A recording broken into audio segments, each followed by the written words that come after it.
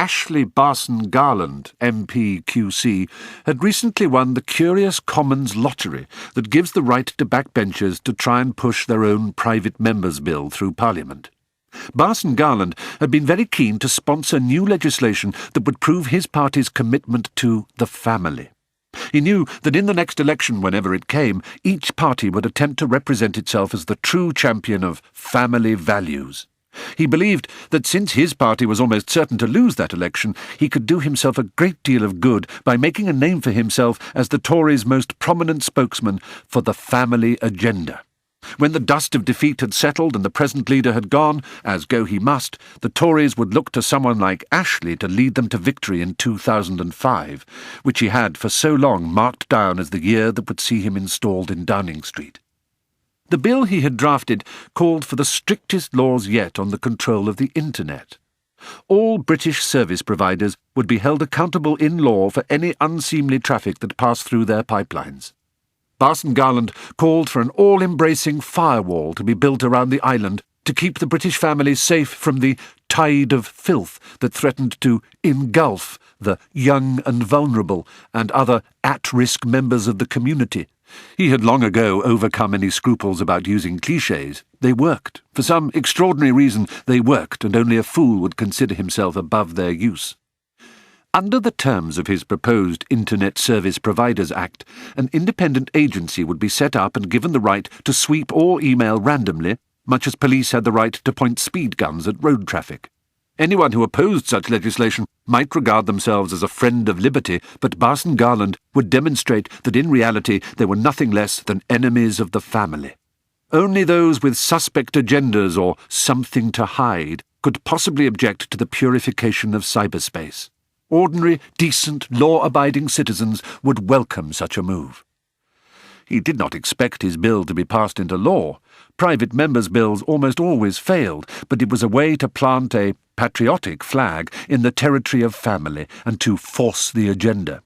The Labour government already attempted to prove its family credentials by talking of family tax credits, child income allowances, and other mechanisms that provoked yawns even from those who benefited directly from them.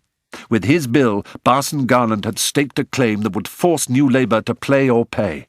If they opposed him, he could make great political capital of their folly. The middle-class tabloids were already on his side.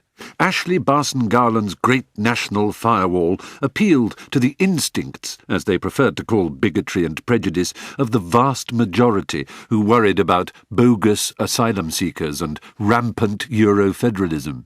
What was the Internet, after all, but backdoor cultural immigration of the most pernicious kind?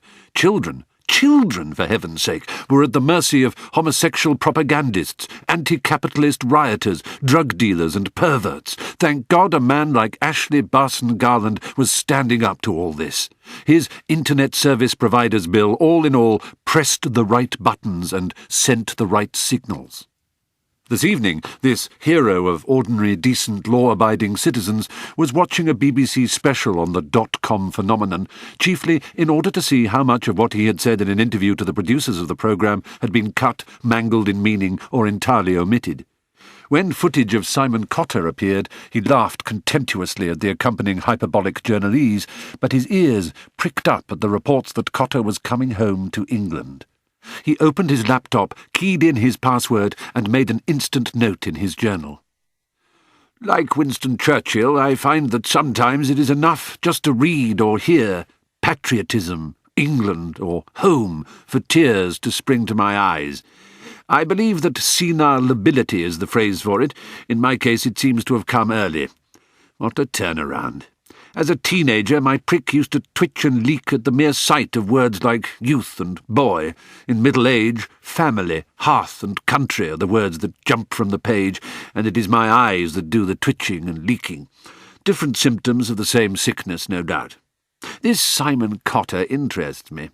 He has not nailed his colours to the mast. He thrives on enterprise and must perforce be a natural Tory, for all his hippy-happy appearance. Now that the glamour of New Labour is wearing thin, he must be caught and cultivated. It is probable that he will instinctively see my bill as a threat.